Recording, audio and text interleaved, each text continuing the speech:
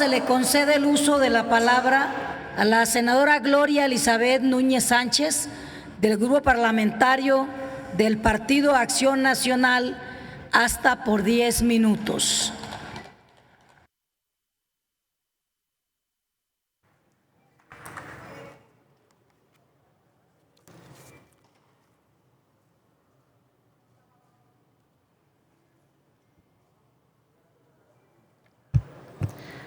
Con su venia, señora presidenta. Compañeras y compañeros senadores, el artículo 1 de la Constitución Política de Estados Unidos Mexicanos establece que todas las personas gozarán de los derechos humanos reconocidos en nuestra Carta Magna. Adicionalmente, dispone que todas las autoridades en el ámbito de sus competencias tienen la obligación de promover, respetar, proteger, garantizar los derechos humanos. Repito, los gobiernos, independientemente del signo político que tengan, sean de derecha, sean de izquierda, tienen la obligación de proteger y garantizar los derechos humanos de las personas plasmadas en nuestra Constitución. En su artículo 4, nuestra norma fundamental contempla que todas las personas tienen derecho a la protección de la salud. Por tanto, la protección de la salud es garantía que tiene que otorgar la autoridad para que un ser humano pueda satisfacer sus necesidades y demandas de salud a través de obtener un acceso adecuado a los servicios de un sistema de salud. Sin lugar a dudas, la pandemia por el coronavirus, causante de la enfermedad COVID-19, es la problemática más importante durante el segundo año del gobierno federal. Después de más de 6 meses de pandemia en México, una cuestión es clara. Este gobierno ha sido incapaz de garantizar el derecho humano a la salud de las y los mexicanos. El gobierno federal ha sido incapaz de proteger la salud y preservar la vida de más de 70,000 mexicanas y mexicanos muertos por la pandemia del COVID-19. El día de hoy, en este examen y revisión de la política social del segundo año de gobierno, la conclusión no puede ser otra. Estamos ante el más grande fracaso de una política social en la historia de México. Este gobierno incurrió en graves omisiones y acciones ineficaces que provocaron que la pandemia adquiriera el nivel de catástrofe. La cifra que refleja con toda su crudeza la fallida política del gobierno federal, máxima autoridad en tiempos de emergencia sanitaria, son los más de 70,000 mexicanos y mexicanas que murieron por el COVID-19. Cifra que además incluye a 1,400 médicos, enfermeras, personal de salud, personas que perdieron la vida dando la batalla en la primera línea de defensa contra la enfermedad. El gobierno federal les falló. Le falló al personal médico, le falló al sector de salud, en donde no tenían las herramientas suficientes para poder dar la atención médica. Por eso en México es el país del mundo donde más personal de salud ha muerto por el COVID-19, superando a países como Estados Unidos y Brasil. A lo largo de toda la pandemia han sido recurrentes los reclamos y las denuncias del personal médico, no solo por la falta de protección para ellos, sino también por la falta del equipo y materiales para atender a los enfermos. El sector público de salud ha sido incapaz de detener el avance mortal de este virus, registrando altas tasas de mortalidad respecto a los pacientes hospitalizados. Tan solo en el Instituto Mexicano del Seguro Social, la tasa de letalidad es cercana al 50%, la más alta, por cierto, entre todas las instituciones públicas de salud. Por supuesto, estamos considerando las cifras oficiales de la pandemia, las cuales, a decir de expertos en la materia, están subestimadas. Tan solo la cifra de muertos por COVID en México se calcula pudiera ser hasta 3 veces más la cantidad oficial. ¿Pero qué fue lo que pasó? ¿Por qué el coronavirus ha tenido una mayor letalidad en México en comparación a otros países? Lo que pasó fue que, a diferencia de otros gobiernos, pusieron como prioridad la vida y la salud de las personas.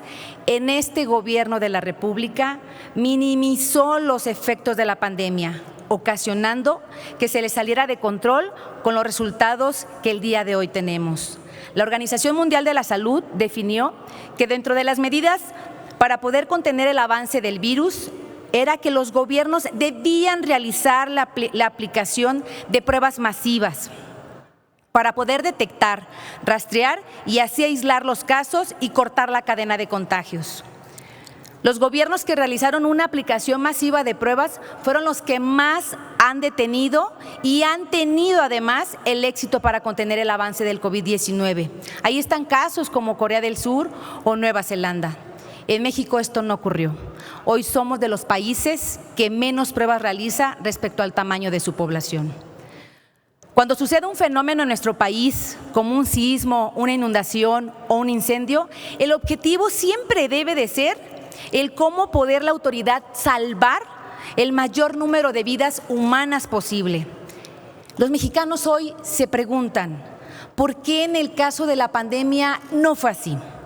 ¿Por qué no se hizo el mayor de los esfuerzos para salvar el mayor número de vidas a través de una política contundente para poder contener el virus? Incluso sabiendo las autoridades federales de los efectos del coronavirus, en donde nuestro país podría ser más perjudiciable, dada la situación de comorbilidades que padecen aquí en nuestro país, como la obesidad, la hipertensión o el diabetes.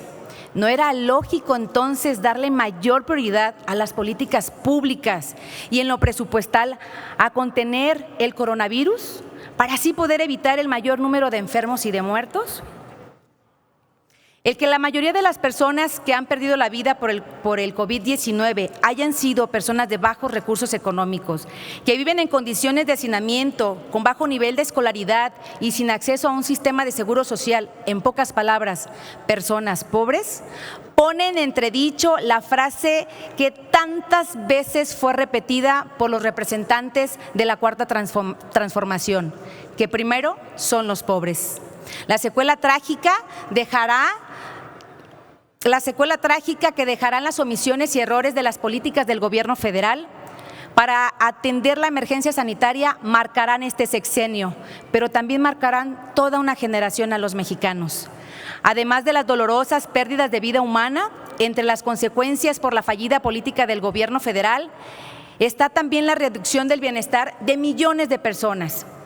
Hoy hablaremos del cierre prolongado de las actividades económicas por la pandemia que provocó la pérdida de millones de empleos y de muchísimos cierres de pequeños negocios en nuestro país. Más de 1 millón de empleos formales se perdieron, empleos con prestaciones sociales.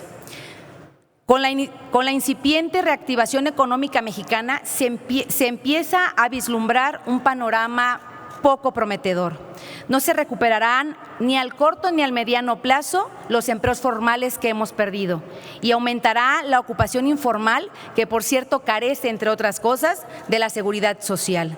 Millones de familias que perdieron sus ingresos ahora tendrán que obtenerlos de un sector donde no tienen una estabilidad laboral. Nuevamente estamos frente a otra decisión equivocada de este gobierno, que va a contracorriente de las recomendaciones de los organismos como la Comisión Económica para América Latina o incluso la propia ONU. La decisión de no realizar transferencias monetarias a aquellos trabajadores que sufrieron una reducción de sus ingresos sigue siendo una necesidad irresponsable.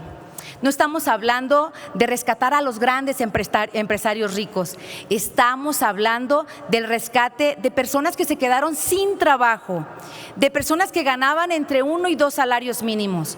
Estamos hablando de rescatar esos pequeños negocios como la tiendita de la esquina. Nuevamente resulta obligada la pregunta: ¿qué no son prioridad para el gobierno los más desprotegidos? Toda acción, en este caso, toda inacción, tendrá una consecuencia. La Coneval ha estimado en cerca de 10 millones el número de personas que engrosarán las filas de la pobreza en nuestro país y un número similar caerán en la pobreza extrema ante la falta de una política social que ayude a mitigar los efectos de la crisis económica y sanitaria. Cabe señalar que el aumento de la pobreza en México es un pronóstico que ha dado la CEPAL y la propia ONU. Los avances alcanzados en el combate de la pobreza en los últimos años se irán por la borda en estos meses debido a la falta de una política social solidaria en estos momentos difíciles. En México aún no es posible que los estudiantes regresen a la escuela de manera presencial. No se ha establecido un sistema de clases a distancia que dé certeza a nuestros niños, niñas, jóvenes y adolescentes. Sin embargo, los hogares de escasos recursos carecen de los medios para mantener a sus hijos en clases virtuales. 11% de los hogares de las zonas rurales, alrededor de 14 millones de personas, no cuentan con televisión. Y cerca del 90% de los hogares con menores ingresos no tienen acceso al Internet. Lo anterior, junto con la complicada situación económica que padecen estas familias, anticipa una mayor deserción escolar en nuestro país. El Programa de las Naciones Unidas para el Desarrollo estima que a raíz de la pandemia en México poco más de 1.3 millones de adolescentes y jóvenes dejarán de estudiar, abandonando su pase al nivel medio superior y superior en el presente ciclo escolar. La educación es la única vía posible para poder aspirar a una mejor calidad de vida en el futuro. ¿Qué futuro les espera, pregunto yo, a esos miles de adolescentes y jóvenes? La respuesta es solo una por parte de este gobierno: más desigualdad y más pobreza. ¿Cómo podemos observar las malas decisiones del gobierno? Tienen los resultados devastadores de las vidas de las personas actualmente. Pero en el PAN pensamos que no se puede quedar así. No se puede quedar en solo minutos de silencio y de condolencias. Toda acción y comportamiento de los servidores públicos que deben de tener una consecuencia. Máxime si esas acciones u omisiones se traducen en la pérdida de vidas humanas. Recientemente fuimos testigos de una explosión en Líbano que causó la muerte de cientos de personas y lesiones a miles. Se determinó que la explosión fue el resultado de la falta de vigilancia y adecuado confinamiento de una sustancia altamente explosiva. Por parte de las autoridades, la consecuencia fue la dimisión del gabinete del gobierno en turno. El gobierno de la República no va a reconocer su responsabilidad por la catástrofe de la pandemia, pero las familias y las víctimas sí merecen saber una verdad. Por eso vamos a continuar en ese Senado de la República, los senadores de Acción Nacional, impulsando la creación de una comisión independiente e imparcial integrada por expertos de manejo de emergencias sanitarias en nuestro país y del mundo. Una institución de reconocido prestigio que haga una evaluación exhaustiva sobre las políticas implementadas y la actuación de las autoridades durante la crisis sanitaria. Vamos a insistir y vamos a seguir insistiendo una y otra vez en el ingreso básico universal para el apoyo de las personas que perdieron el empleo y de esos pequeños negocios que hoy han cerrado y muchos de ellos se fueron a la quiebra. Vamos a seguir alzando la voz en Acción Nacional por los mexicanos y las mexicanas que más que nunca necesitan de nosotros. Esto no es lucrar políticamente. Concluya, senadora. Esto es un asunto de rendición de cuentas, de transparencia y de justicia. Los resultados hablan por sí solos. Falló este gobierno a la gente que menos tiene. Es tiempo de dejar las excusas del pasado y de dar resultados en el presente. Es tiempo de que verdaderamente las cosas buenas en nuestro país sucedan. Muchas gracias. Para